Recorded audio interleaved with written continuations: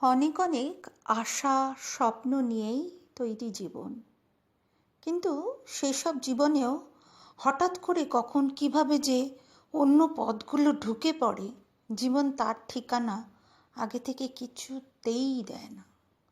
তবু পথ চলে নিতে হয়, চাওয়া থাকুক বা নাই থাকুক।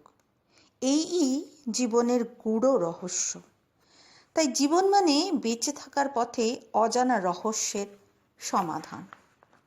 দুটো চরিত্র, সোহিনী আর রিতম, তাদের একজন আরেকজনকে ছেড়ে এগিয়ে চলেছে মৃত্যুর পথে।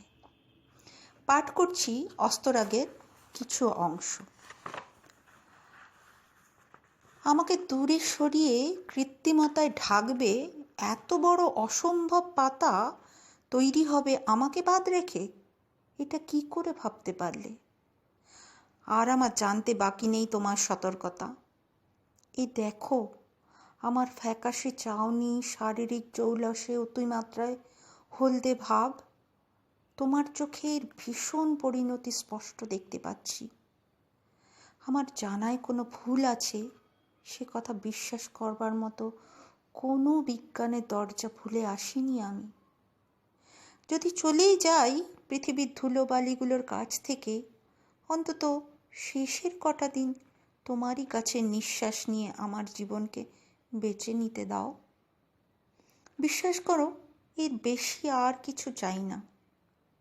যেদিন তোমার জীবনের গোছানো পরিসীমায় এসে তোমার হাতে হাত রেখেছিলাম, সেদিন যদি এমন করে জেনে নেবার উপায় থাকতো, তোমার মনের প্রান্তে দাঁড়ানোর মতো দুর্বলতাকে প্রশ্রয় দিতাম না। আজ মনে হচ্ছে বড় ভুলই হয়ে গেল। তোমার জীবনের পাতাতে শুধু বিষণ্ণতার যন্ত্রণাই লিখেছি। अगर पता होता मुसाफिर हूँ चांद दिनों की, कभी तुमसे रिश्ता ना बना लेती। अब रिश्ता बन गए, मौत भी करीब आ गए, जिंदगी बख्श देती तो उसे मांग लेती। কিন্তু জীবনের এই কয়েকটি দিন, তাও তো বড় কম কথা নয়।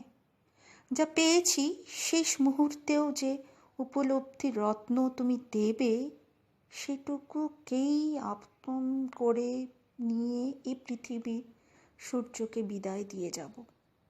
পারো না এই সময়টুকু আমাকে শক্ত করে ধরে রাখতে? কোনো প্রাকৃতিক ঝড় যেন বসন্তের আগে গ্রীষ্মের খরা না আনে। এই আশীর্বাদই রেখো মাথার ওপরে, বলেই প্রণাম করেছিল। রিতমের দু হাত পৃথিবীর সমস্ত শক্তি জড়ো করে সোহিনীকে আঁকড়ে ধরে ফুপিয়ে উঠেছিল, যেন একটা বৃতি ছেঁড়া ফুলের মতো ভার এলিয়ে দিয়েছে। রিতমের চোখে তখন আতঙ্কের ছায়ানট, মিটমিটে তারাদের মতো আশার আলোকে আস্তে আস্তে স্তিমিত করছে। রিতমকে কে যেন বলে যেতে থাকে রানিং ডিকটেশনের মতো, এরপর কি হবে। সোহিনীর চোখে অসংখ্য ইচ্ছের আকুতি, শুধু দু চোখ বেয়ে নিস্তব্ধ ব্যক্তির জল গড়াচ্ছে।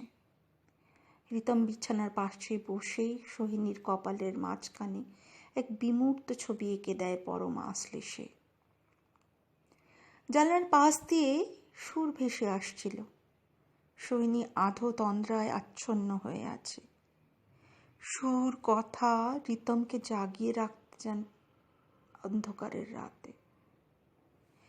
खुदा हमसे न छीनो हमारी जान, पिछले बहर की नींद अभी टूटा नहीं, पहुंच गया पैमान। उनके हर एक अदा से मुंह फेर लेना, उनके हर तमन्ना को भूल जाना नहीं है इतना आसान। এতদিন ধরে সৈনী ঝিমিয়ে পড়া, মাঝে মাঝে তার অসুস্থতাকে রিতম স্পষ্ট ধারণায় মেনে নিলেও পরম পরিণতি জানার সোহিনীর সাথে সামনাসামনি হতে কুঁকড়ে যাচ্ছে। ওর নিজস্ব পৃথিবীতে মনের বাঁধনিটা এক ছটকায় বেশি আলগা হয়ে গেছে। দু পায়ের সম্বল পৃথিবীকে ভারহীন মনে হতে লেগেছে। সোহিনী ঘুমিয়ে পড়েছে। রিতম কপালে ঝরা চুলগুলো সরিয়ে দিতে দিতে মুখে চোখ রেখেছে। একটা চাপা কষ্ট যান্ত্রিক স্প্রিংয়ের মতো প্যাচ খাচ্ছে। मौत का जहर हर तरफ, कैसे हम पी सके। घर जला, दिल उजड़ने लगा, तकदीर का तस्वीर कैसे मिटा सके। বেশ কিছুক্ষণ পর আস্তে আস্তে সৈনী চোখ মেলেছে। রিতমকে কাছে এনে বলেছে ভাঙা জড়ানো শব্দে, রিতমই তার একান্ত আশ্রয়। সেখানে সে নিশ্চিন্তে চিরনিদ্রা দেবীর আহ্বান জানাতে পারে। বলতে বলতেই তার কথাগুলো যেন চোখের মণি থেকে স্রোত হয়ে গড়িয়ে নদী হতে চেয়েছে। তারপর নিস্তব্ধ দুটো অস্তিত্ব অসম্ভব গভীরতায় ডুব দিয়েছে। কথা নেই, শুধু দুটো হৃদয়ের হৃৎস্পন্দন নেপথ্যের সুর তুলে চলেছে। 6ই জুন সৈনিকের সেদিন দারুণ দেখাচ্ছিল। হলুদ সবুজের কন্ট্রাস্ট পাড়ের বালুচরিটা ওকে নিপুণ হাতে অনন্যা করে তুলেছে।